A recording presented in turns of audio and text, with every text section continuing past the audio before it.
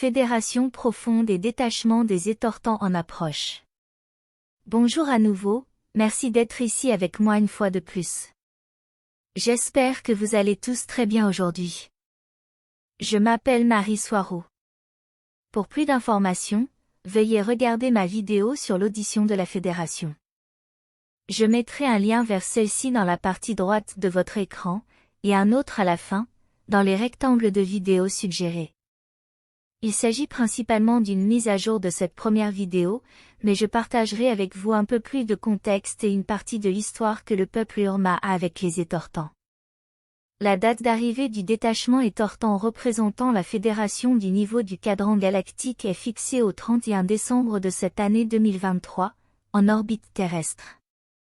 Leurs vaisseaux spatials, ou vaisseaux spatiaux, atterriront ou s'amarreront à l'intérieur du grand vaisseau biosphère andromédien Viera, qui est stationné en orbite haute de la Terre, en utilisant la Lune comme bouclier afin de ne pas être détecté par les personnes à la surface de la planète. Une fois là-bas, ils rencontreront les détachements des Andromédiens et des Centauri, aussi appelés les Alphraciens, qui les accueilleront et les guideront à travers le processus d'audition pour lequel ils sont ici.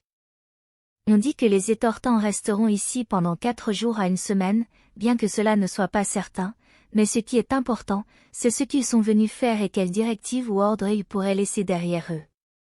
Car comme je l'ai expliqué dans ma première vidéo, des changements historiquement importants dans la société terrestre suivent généralement leur visite, bien que je doive également souligner que ces changements se produisent également chaque fois que des représentants de la Fédération profonde arrivent, et pas seulement lorsque ceux-ci sont de la race étortant. Je joins ci-dessous un petit extrait de ma vidéo sur les étortants en guise de rappel de qui ils sont. Les étortants sont une race d'aliens gris de grande taille, mesurant de 6 à 8 pieds de haut, également connus sous le nom de gris au nez proéminent. Ils sont membres de la Fédération galactique depuis très longtemps et participent au Conseil pour la Terre principalement par présence à distance, en utilisant des hologrammes 3D avancés. Ils viennent également de la région d'Orion, de planètes en orbite autour de la grande étoile rouge Bételgeuse, également appelée Alpha Orioni ou Oré 58, située à environ 642,5 années-lumière. Bételgeuse est la deuxième étoile la plus brillante de la constellation d'Orion après Rigel. Cette espèce est très avancée sur le plan éthique et spirituel et est donc considérée comme très positive par nature, du moins c'est ce que la Fédération dit officiellement à leur sujet. Ils sont considérés comme l'espèce de jardiniers ultimes, car ils font la même chose que les petits gris de Zeta Reticuli et on les trouve souvent à travailler ensemble. On dit aussi qu'ils sont les aides d'autres races, des guérisseurs et des experts en génétique. Ils sont connus pour terraformer des planètes lointaines afin de les ensemencer avec toutes sortes de plantes, d'animaux, et même avec d'autres races, certaines d'entre elles étant humanoïdes, qui ont besoin d'un nouveau foyer et qui sont adaptés aux conditions de chacune d'entre elles. Ce sont des créateurs, des guérisseurs de la biologie et de l'âme, et leur mission est d'aider d'autres espèces et d'autres individus à évoluer, grandir et progresser. Et ils le font parce que c'est dans leur nature et comme ils l'expliquent eux-mêmes, ils le font parce que c'est pour cela qu'ils existent, et parce que c'est ainsi que cela a toujours été. Ils portent des uniformes gris ou des combinaisons de vol dans les vaisseaux spatiaux, et leurs aînés occupant des postes de direction portent de longues robes noires. Ils ne parlent pas, car ils n'ont pas de cordes vocales, ils communiquent uniquement par télépathie, entre eux et avec d'autres espèces. Ils n'ont pas de genre, ils ne peuvent se reproduire que de manière artificielle dans des capsules médicales spéciales de leur propre conception et construction, et ils ont une durée de vie extrêmement longue.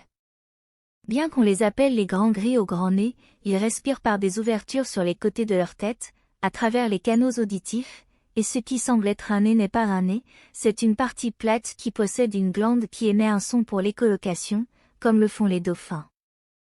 Ils sont sérieux, stables et presque impossibles à déplacer ou à changer, ils sont sans émotion, stables, et ils sont convaincus que leur logique est la meilleure. Le problème avec cette information est qu'elle provient de la Fédération elle-même, car il s'agit de données officielles sur les étortants, et comme la plupart d'entre vous le savent, la Fédération galactique à ce niveau matériel biologique existentiel dense dans lequel nous vivons est essentiellement un gouvernement similaire à celui de la Terre, étant le reflet miroir de l'autre, et avec les mêmes mauvaises habitudes. Il est officiellement dit que les Étortans, une race de gris d'Orion, sont devenus positifs en nature il y a longtemps, bien que la Fédération n'ait jamais précisé exactement quand, et utilise toujours les difficultés de calcul du temps dans l'espace comme excuse pour cacher cette information, qui pourrait être décrite ou partagée en utilisant le temps sur Terre comme référence, comme ils l'ont fait d'innombrables fois auparavant. Bien que je n'ai rien contre aucun membre de ce détachement entrant, il y a certaines choses louches qui m'inquiètent beaucoup, car elles ne correspondent tout simplement pas, donc je les partage avec vous tous, pour que cela soit connu. La première des choses louches est le simple fait qu'ils le font derrière le dos des humains, qui continuent simplement leur vie sans savoir qui, ou quoi, contrôle leur société. La version officielle de la raison pour laquelle les Étortans ont rejoint la Fédération Galactique est qu'ils ont développé une conscience et ne sont plus d'accord avec la politique invasive de l'ancien Conseil d'Orion, qui était l'organisation politique chargée des intérêts des civilisations dans la constellation d'Orion. Ce conseil a ensuite été dissous, puis renouvelé il y a 500 à 1000 ans, heure terrestre, ce qui est assez récent si on le calcule en date stellaire, et après de nombreux conflits internes et conflits impliquant les Étortans eux-mêmes. En bref, les Étortans ont changé de camp à l'époque, quittant le Conseil d'Orion pour rejoindre la Fédération Galactique des Mondes, bien qu'ils aient ensuite réintégré le nouveau Conseil d'Orion, dont ils sont membres actifs à ce jour. Le problème avec cette histoire est qu'elle entre en conflit avec celle des Urma, des êtres félins de l'étoile Vega, des informations partagées, par l'intermédiaire d'un de leurs agents de communication appelé Harishar, ou Hari, en bref, avec qui je suis en contact. Le peuple Urma affirme que les Étortans étaient à la tête d'une force d'invasion multiraciale qui attaquait régulièrement leurs colonies et bases spatiales dans les constellations du Taureau et d'Éridan, qui bordent respectivement la constellation d'Orion au nord-ouest et au sud-ouest, après avoir tenté de prendre le contrôle des chats par une ruse. Les Urma affirment que les Étortans peuvent être des trompeurs et des menteurs, qui inventent des histoires élaborées pour confondre et manipuler d'autres races afin d'imposer leurs intérêts, y compris des drames exagérés pour manipuler les races stellaires émotionnelles. Ce drame Étortan peut inclure l'émulation ou l'exagération d'émotions qu'ils n'ont pas, qu'ils utilisent pour promouvoir des agendas envahissants louches. Les Urma affirment qu'ils ont tenté d'utiliser ce drame émotionnel sur eux, sachant que les chats sont très émotifs, mais cela n'a pas fonctionné car ils n'hésitent pas à protéger les leurs avant d'être trop empathiques envers des races étrangères inconnues. Les Urma ont déclaré que les Étortans ont inventé une histoire selon laquelle ils étaient au bord de l'extinction afin d'être autorisés à entrer dans les systèmes solaires sous le contrôle des Urma, mais une fois installés, ils ont immédiatement commencé à faire venir d'autres races grises d'Orion qui ne faisaient pas partie de l'accord et du traité qu'ils avaient. Lorsque les Urma leur ont demandé de partir, car ils avaient rompu les traités entre les Étortans et les Urma, les chats ont été confrontés à une forte agression militaire de leur part, que les gris préparaient en secret, et qui s'est rapidement transformée en une invasion des gris d'Orion complète, qui a tenté de déloger de force les Urma de ces systèmes solaires occupés. Les Urma, qui sont connus pour être lourdement armés, ont rapidement repoussé l'agression d'Orion avec leur puissance de feu supérieure et leur tactique militaire, écrasant la tentative de prise de contrôle d'Orion en très peu de temps. Ce conflit s'est rapidement transformé en une guerre à grande échelle entre le Conseil avien des Urma et le Conseil plus ancien d'Orion, un conflit dans lequel les Étortans ont participé massivement et en grand nombre, exposant le mensonge à propos de leur danger d'extinction, alors qu'ils étaient soudainement partout, selon ce que disent les Urma. Il est clair que les Orions ont gravement sous-estimé la puissance militaire et la capacité de réponse des Urma, qui ont réussi à les repousser dans les profondeurs de la constellation d'Orion d'où ils venaient, tout en décimant leur alliance militaire multirace des Orions, qui a subi de lourdes pertes et qui n'était pas de taille face aux félins. Cette bataille est considérée comme faisant partie des dernières étapes des célèbres guerres d'Orion et elle est appelée la bataille de Rigel 7.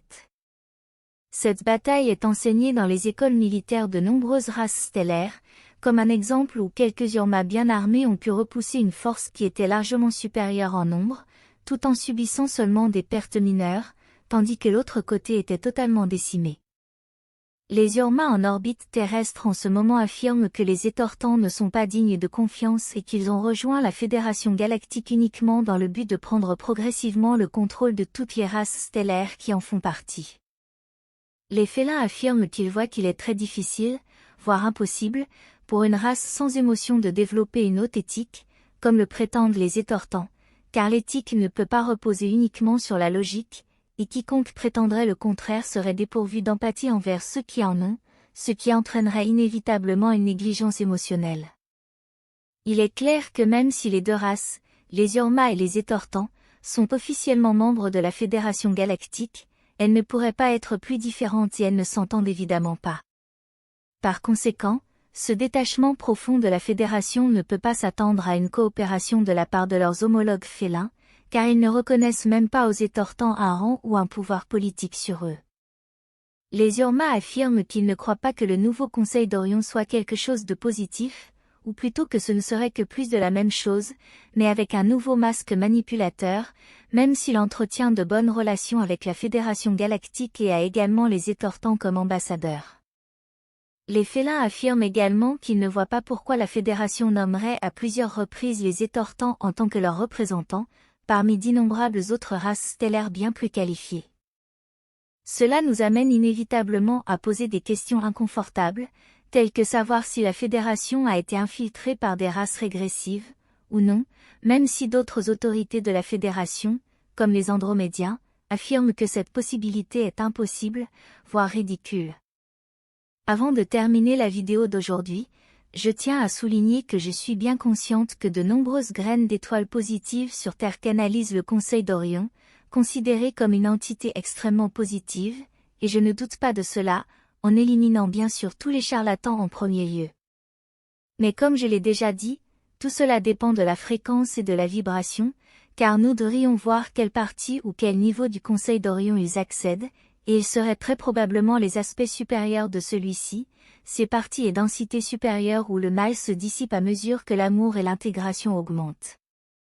Après tout, toutes les âmes incarnées physiquement, ceux d'entre nous qui résident dans des royaumes matériels inférieurs, ne sont que dans une pièce, dans une illusion de séparation. Cet endroit que nous appelons le monde matériel n'est rien de plus qu'une école et un terrain de jeu pour l'expansion de nos âmes à travers des expériences d'apprentissage. Le Conseil d'Orion, mauvais ou non, et la Fédération, mauvaise ou non, ne sont qu'une partie de cette pièce élaborée, car d'un niveau supérieur, nous sommes tous des êtres aimants et positifs, nous sommes tous unis. Oui, très bien, mais pendant que nous sommes ici-bas, nous devons quand même prendre soin de nous-mêmes et repousser tous les tyrans, sinon ils nous écraseront. Nous devons être plus comme les chats de l'espace, aimants, empathiques et émotionnels, mais aussi féroces et forts, avec un esprit très clair et une estime de soi saine, afin de pouvoir décider par nous-mêmes ce qui est juste et ce qui ne l'est pas, et être capables de défendre nos choix en utilisant à la fois la logique et les émotions, qui contiennent également beaucoup de logique en elles. Nous ne savons pas ce qui va se passer avec cette profonde audition de la Fédération, mais il est probable qu'ils viendront et partiront, et que les choses resteront exactement les mêmes. Probablement que rien ne se passera, ou nous ressentirons ces effets plus tard, et quand cela surviendra nous ne pourrons pas connecter les événements à leur visite. Le Conseil supérieur des Urma advient à des traités de coopération avec le Conseil supérieur des Pléiadiens d'Alcyone, et directement avec le peuple tégétien également. Ils ont été de bons amis à travers les âges. Qui choisissez-vous de croire ? La version officielle de la Fédération sur la façon dont les Étortans sont devenus positifs, ou la version des Urma ? Personnellement, je suis aux côtés de mes amis félins. Merci d'avoir regardé ma vidéo, d'avoir liké et vous être abonné, j'apprécie beaucoup, et j'espère vous revoir ici la prochaine fois. Prenez soin de vous. Avec beaucoup d'amour, votre ami Marie Soireau.